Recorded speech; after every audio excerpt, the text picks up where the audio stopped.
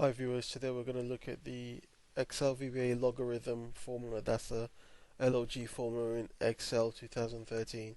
First of all, I'm going to record a macro to write my code in. I'm going to call that log for logarithm underscore fx, the function, and click on OK. Stop that from running, and then go to the View Macros tab in, the View Macros button in the View tab, and edit my code. I'm going to delete the comments there. Let's start with apostrophes in green.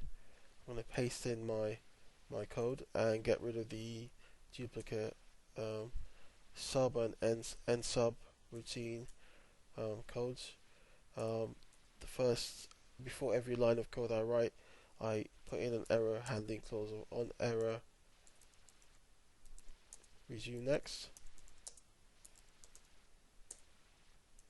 and you can see my code underneath. Active cell dot formula R1C1 equals means enter the following formula into the activated or selected cell in Excel. So you can see the log formula there for logarithm and the value of 1.3.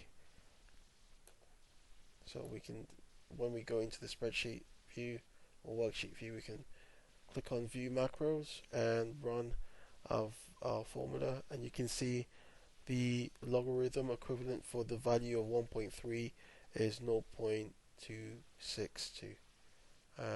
That's basically the logarithm formula in Excel VBA 2013.